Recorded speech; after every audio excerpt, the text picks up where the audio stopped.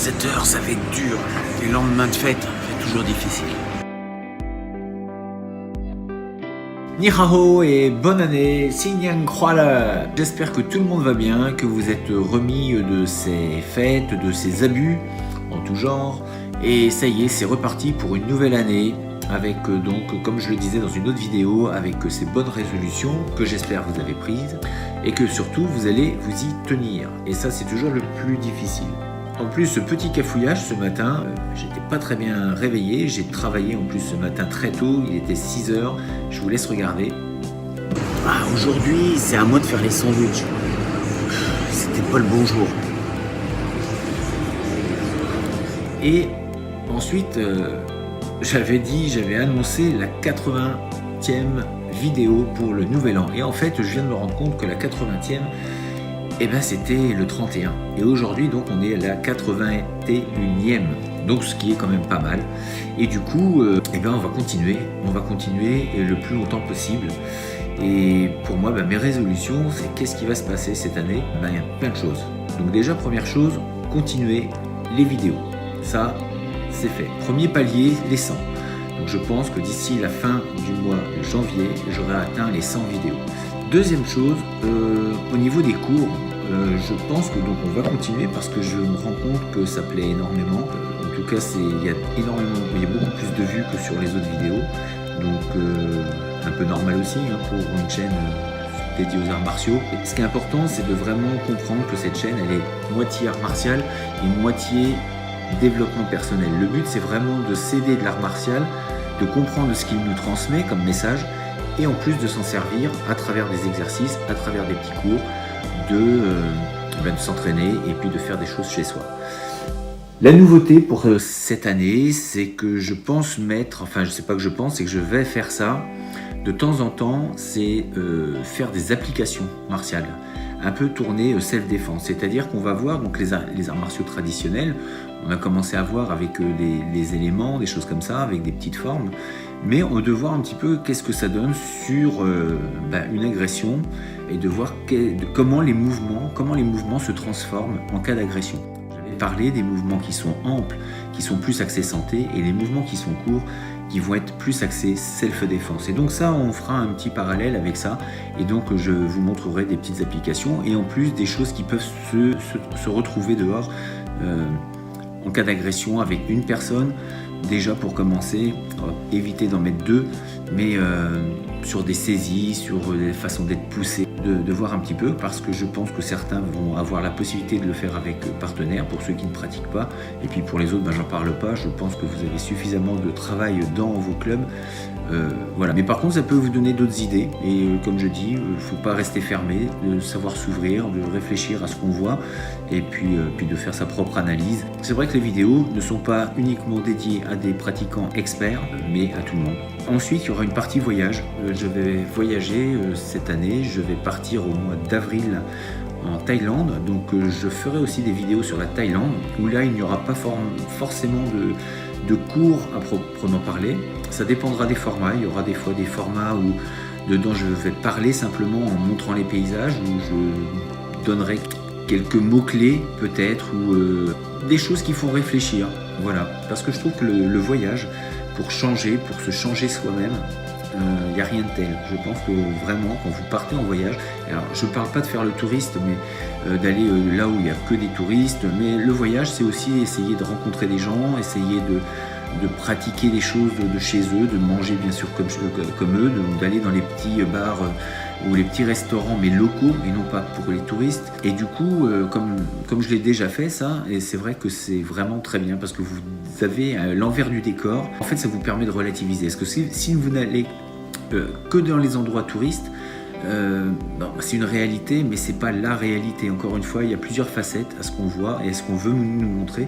Mais dès qu'on sort un petit peu de ces sentiers battus, d'où les sentiers du guerrier, eh bien on voit d'autres choses et d'autres approches. Et puis c'est les rencontres sont intéressantes. Donc pourquoi pas peut-être aussi aller faire un petit peu de boxe thaï, en tout cas d'aller rencontrer des gens qui en font. Et puis s'il y a moyen, je pense que ce sera possible, eh bien peut-être de faire, et je demanderai si je peux filmer également. Et si ça pose pas de problème, eh ben, vous les verrez sûrement en train de me casser la gueule. Voilà. Sinon, quoi dire d'autre? Eh bien, on va continuer sur ce genre de format. Toujours une vidéo par jour, le plus longtemps possible. Et puis, pourquoi? Parce que ça me donne cette habitude, cette routine de travail, et que, encore une fois, si on commence à lâcher un petit peu prise, eh bien, ça va devenir une par mois, et puis peut-être une par an.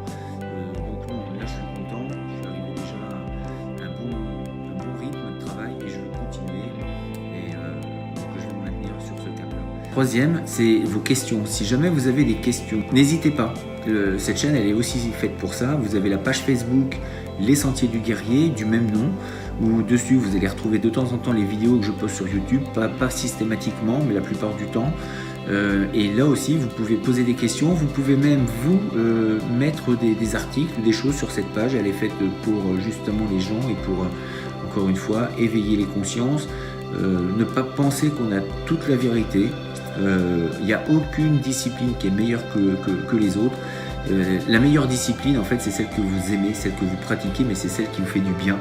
Et voilà. Et maintenant, en termes d'efficacité, croyez-moi, une fois qu'on est dehors face à des individus, si vous n'êtes pas prêt mentalement, et on l'est très rarement, eh bien, ça va être très difficile de s'en sortir. Donc les arts martiaux, il faut aussi un petit peu enlever le côté fabuleux des choses.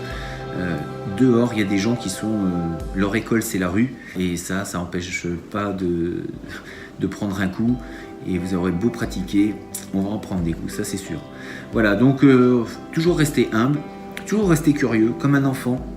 Quand on voit des choses, de pas forcément dire tout de suite c'est nul, ça sert à rien. Plutôt, qu'est-ce qu'il a voulu dire par là, qu'est-ce qu'il essaye d'amener comme travail. Et voilà, alors je dis pas qu'il y a sûrement des choses complètement nulles. On voit aujourd'hui qu'il y a des formations qui peuvent se créer très très rapidement. Moi j'ai toujours halluciné que des fois en un an on peut devenir professeur.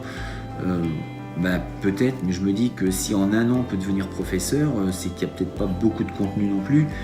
Mais sans vouloir juger, je pense qu'un an, n'importe quel métier, en un an, je vois pas ce qu'on peut faire en un an. Et encore, quand je dis un an, c'est 8 heures par jour. Quand vous allez à l'école, vous avez des formations qui durent un an, mais c'est 4 heures, 5 heures par jour dans des formations. Donc en termes de temps, ça va être plusieurs milliers d'heures que vous allez passer pour l'acquisition de connaissances et donc de travail pour pouvoir exercer par la suite.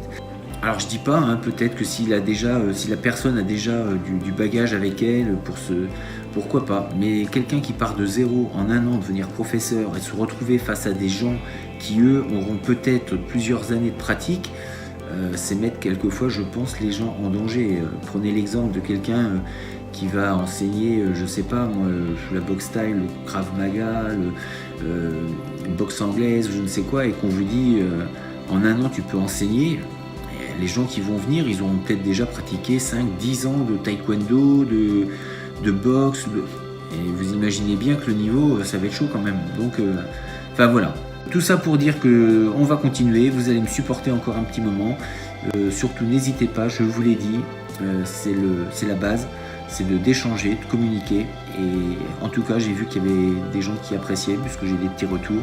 Et ben ça fait chaud au cœur, et ça me donne vraiment envie de continuer. Je le fais quand même à la base pour moi, pour m'exercer et puis me changer, devenir encore meilleur. Non pas sur la technique, mais sur le fond aussi. Si on veut changer et se grandir, il faut déjà commencer par faire des nouvelles choses. Et voilà, donc mettre les choses en place. J'espère que vous l'avez fait de votre côté. Prenez des bonnes résolutions, ça je suis sûr que vous les avez prises et sûrement commencé. Tenez-y vous, et le plus fermement possible, parce que ça va vous emmener vers de meilleures choses, c'est sûr et certain. Voilà, je vous dis à très bientôt, à demain. Sur ce, eh bien, restez forts, restez beaux et surtout restez bienveillants. Ça retient. Donc là, on a dit 81, 82, 60, 80. Qu'est-ce qu'on a dit? 81